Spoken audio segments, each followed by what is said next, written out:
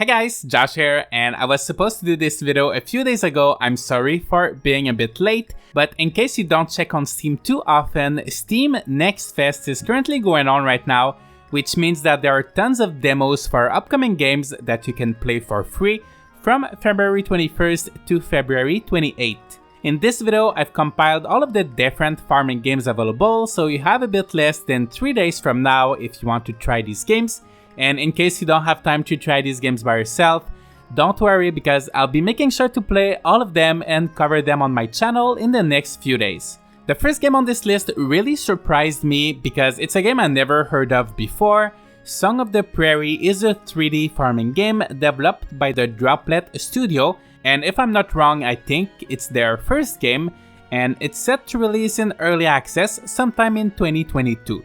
Graphically, this one does look very appealing, especially as I feel like recently most farming games we get are 2D, top-down, pixel art style games, so it's just refreshing to see something in full 3D, especially with all the bright colors in this one. It just looks so cheerful and reminds me of my time at Porsche.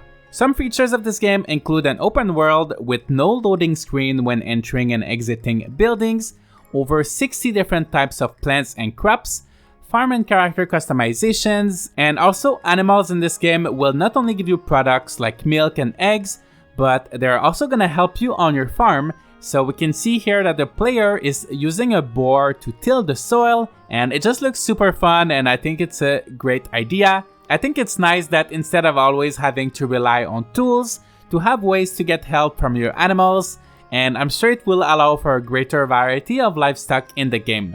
This game looks very fun, but for some reason that I can't pinpoint right now, there's still a part of me that's a little bit skeptical. I have to say, as cute as it looks, it might also be looking a little bit generic, but it's too early to judge, and to find out we'll have to play it ourselves. The next game I'd like to talk about is Research Story. So this one I tried already and I'm really enjoying so far. In this game, you are a researcher and you move to Shimmerbrook to study its fauna and flora and to fill up the town's archives. Every crop has different needs. For example, some will need more shade or they will need to be far away from a body of water. And animals also have different diets, so you'll have to learn their diet and prepare the right food that they like if you want to be able to tame them and to get more products from them. I think that's really the big point of this game because usually in farming games, all the crops have the same needs and all the different animals will eat the same food. But in this game, every animal and every crop is different, and you will learn these little things little by little as you play. For example, you will only learn how long it takes for a certain crop to grow after you've grown and harvested it once. And I think this makes for an interesting progression system, and it rewards the player for trying different things instead of just giving them all the information right from the start. There's also a tiny bit of strategy in this game, so I didn't play too much because the demo only lets you play the first week. I grew chamomile and I took care of 2 different animals, so I think I made a mistake because I tamed 2 animals very early, but I only had 1 pen, which means the 2 animals would be eating from the same food. However, these 2 animals had different diets, so one of them was not eating. So that's the kind of thing you have to think about in this game, like which animals you're gonna put together, and also what kind of foods you're gonna grow to feed these animals. So there's a tiny little bit of strategy, which I like. And also graphically, despite its extremely simple art style, which reminds me of Littlewood, this game looks good, especially in town with the effects like the cherry blossom petals flying around and the smoke coming out from the chimneys. It's very simple, but it's well done and everything feels smooth and polished. I'm going to be looking forward to the full version of this game, but if you'd like to see what the first in-game week looks like, give it a try while the demo is available. Okay, the next game is quite unique and might appeal to you if you're looking for an experience different from your typical farming game. Moondrop is a roguelite farming sim, and to be honest, it looks a bit confusing. It looks like certain crops will get bonuses when planted beside other specific crops, and you'll have to think carefully where you plant them, almost like sort of puzzle game. You'll also be able to explore the mountain to find new seeds, perks, and blueprints in the ever-changing procedurally generated mountain. So every time you go out of your farm, the mountain is gonna look different and you'll be faced with new challenges and new things to discover. If I understood correctly, I think that every time you return to your farm, you'll have to start from scratch with the things you found in the mountain previously.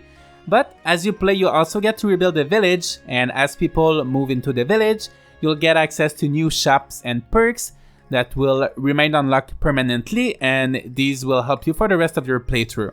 So that's where the roguelite aspect comes in. So you'll have to start your farm from scratch every time, but you'll still keep a little bit of progress as the village evolves. So Moondrop looks like it puts such an interesting twist to the farming game genre, and I'm looking forward to giving it a try in the next few days. It's also scheduled to release in early access from June 1st, 2022.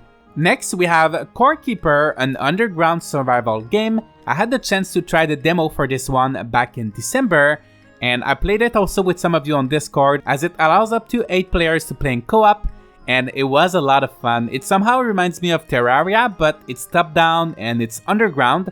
There are huge bosses to beat, different biomes to explore, a lot of crafting, customization, base building, and of course there's also farming, which is essential for cooking food, which will give you some buffs and make it easier for you to beat the different bosses. This game is set to release in early access fairly soon, and they've updated the game and fleshed out a few features since the last demo in December. So even if you tried that last demo, I would recommend giving it a second try. And also just give it a shot if you're looking for a game that lets you play with friends and offers a bit more of a challenge outside farming. Next, maybe after you've tried all of the other games on this list, there is this one game that I tried a while ago, and I have to say I could not enjoy it too much because it was quite buggy. There was a lot of things, like it was kind of overwhelming. There were so many different buildings, crops, NPCs. I had no idea what was my farm, what was not my farm. There was barely any explanation or tutorials. Everything felt super clunky. There were these miniature people running around, and it was overall a very confusing experience. And add to that the fact that all, or if not all, most of the assets were directly bought from the asset store, and there's absolutely nothing wrong with getting your assets from the store. But as a result, the game just lacked any kind of personality or charm. So I forgot to say, so actually the title of the game is Harvest Days. But with that being said, they recently released a new trailer and they updated the pictures on their Steam page, and I think it kind of looks a bit better. I mean, the graphics are the same, but the environment looked a bit less bloated, a bit more polished, but we all know the magic that videos and pictures can do, so I'll have to give this one a second chance and see if it's gotten any better than it was. This game promises over 50 different crops, dozens of fruit trees, 40 activities to do, but they don't really specify what these 40 activities are, farm customization, a huge open world, and more.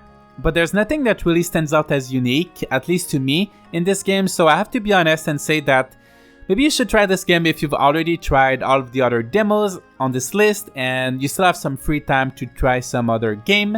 But really the reason why I put it on this list today is just so you can kind of filter out which game you want to try and which game you might not want to try. Honestly, I was not really impressed with this game, but yeah, you might want to give it a shot just in case. And now lastly, let's wrap it up with some recommendations that are not really farming games, but close enough in style that I think you might be interested in them.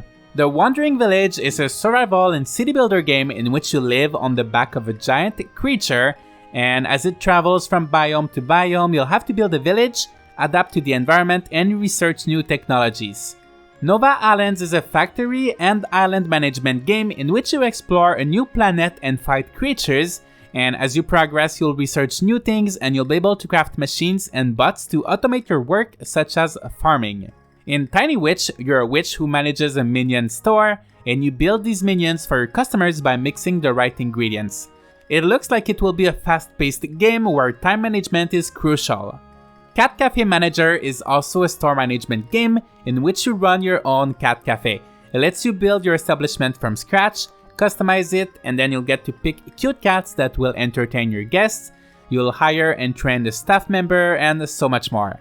Hikikomori Life is a life simulation game in which you play as a secluded game addict who never leaves his home. You'll have to take care of your basic needs and try to eliminate distractions as much as possible while you play video games all day. This game has different endings, and it might be a bit darker than other games on this list, but I think it tackles important issues some people in the gaming community struggle with, and I'll be sure to check it out.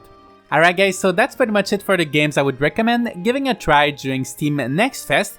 If you happen to be watching this video after February 28, keep in mind that some of these games might have their demo available even after that date. So I'm gonna be putting links to all of the Steam pages in the description, so please check out for these games and let me know which one of them you've tried and what you thought of them. And that's gonna be pretty much it, so thank you so much for watching. Leave a like and subscribe if you'd like to see more content like this, and I'm gonna see you all in the next video.